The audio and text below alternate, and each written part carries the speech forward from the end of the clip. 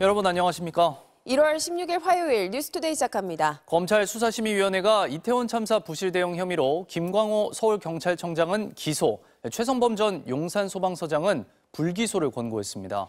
검찰은 이번 권고를 토대로 조만간 기소 여부를 결정할 예정입니다. 윤상문 기자입니다. 검찰 수사심의위원회가 8시간 가까운 회의 끝에 결론을 내렸습니다. 김광호 서울경찰청장은 기소하고 최성범 전 용산소방서장은 불기소하라고 검찰에 권고한 겁니다.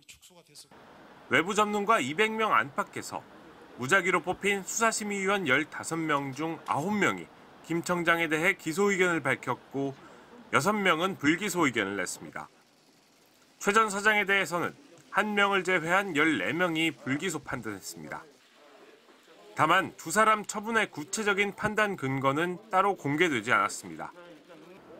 앞서 검찰은 참사 발생 1년이 넘도록 두 사람에 대한 처분을 미뤄왔습니다. 인명피해를 막지 못했거나 사후 대응이 미흡했다는 이유로 최고 지휘 책임자까지 법정에 세워 처벌할 수 있을지 검찰 내부에서도 의견이 다양해 최종 결론을 내리지 못한 겁니다. 결국 이원석 검찰총장은 외부 전문가들의 판단을 받아보자며 직권으로 수사심의위원회를 소집했고 참사 발생 1년 3개월 만에 외부 전문가들의 판단이 나왔습니다. 회의 시작 전 검찰이 면죄부를 주기 위한 수순 아니냐며 수심위 소집을 비판했던 이태원 참사 유족 측은 김 청장에 대한 기소 결론에 대해 당연한 결과라며 환영한다는 입장을 밝혔습니다. 다만 수심위 판단은 최종 결론이 아닌 만큼 검찰은 이번 권고를 토대로 사실관계와 법리를 분석해 조만간 두 사람에 대한 기소 여부를 결정할 방침입니다. MBC 뉴스 윤상문입니다. 홍해에서 민간 선박을 공격하고 있는 예멘 반군 후티가 미군의 보복 공습에도 물러서지 않고 있습니다.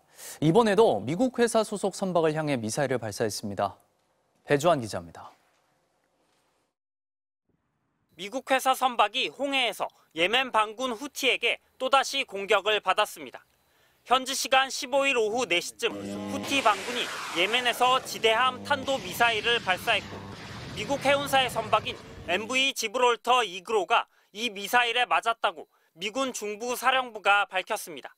피격 지점은 예멘 남부 아덴에서 남동쪽으로 177km 떨어진 곳이었습니다. 후티 반군은 미사일을 모두 3발 발사했는데 이 중 한 발이 선박을 타격했다고 미군 중부 사령부는 설명했습니다. 후티 반군 역시 이번 미사일 발사가 자신들의 소행이라고 밝혔습니다. 다만 인명피해나 배에 심각한 파손은 없었고 이에 따라 해당 선박은 항해를 계속하고 있는 것으로 알려졌습니다.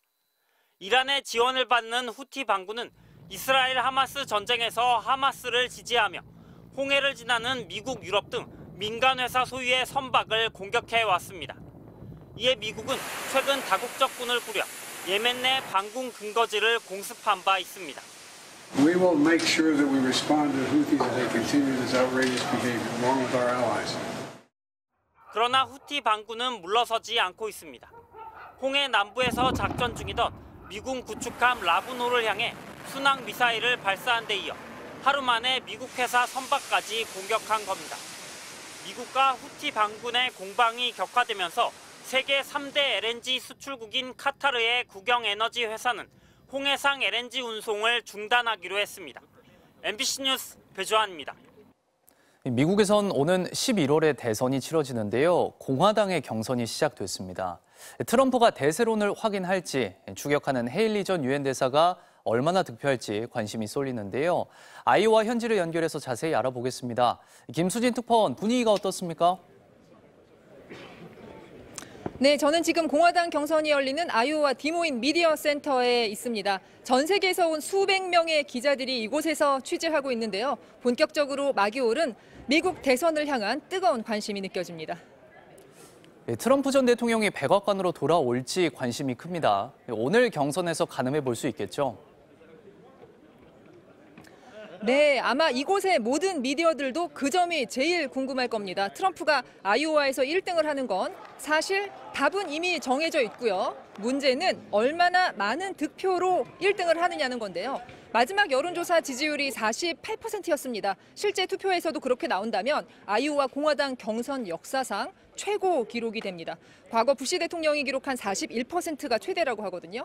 하지만 미국 언론들은 트럼프가 과연 50%를 넘길 수 있는지 보고 있습니다. 트럼프 전 대통령 의회 난입 사건 등으로 여러 차례 기소가 돼 있습니다. 법의 심판을 받아야 하는 후보이기 때문에 압도적인 유권자의 지지가 없다면 향후 대선에서 불안정할 수밖에 없다는 거죠. 또 헤일리 전 유엔 대사가 의미 있는 2위를 할지도 관전 포인트입니다. 헤일리의 상승세가 첫 경선 결과로 확인된다면 앞으로 트럼프를 더 흔들 수 있게 됩니다. 날씨가 엄청 춥다면서요. 투표의 변수가 될 것 같은데 어떻습니까? 네, 지금 보시는 화면이 북극 한파가 덮친 아이오와의 모습입니다. 한낮인데도 지금 영하 20도입니다. 체감 기온은 영하 30도고요. 저녁 7시에 경선 투표가 시작되는데 해가 지고 나면 기온은 더 뚝뚝 떨어지고 정말 1분만 밖에 서 있어도 온몸이 동상에 걸릴 것 같이 춥습니다. 당초 1,600여 곳으로 알려졌던 경선 투표장은 최종적으로 753개 장소에 설치됐다고 하는데요. 과연 추위를 뚫고 얼마나 많은 유권자가 투표에 나설지 이번 경선의 최대 변수가 되고 있습니다. 지금까지 아이오와 디모인에서 전해드렸습니다.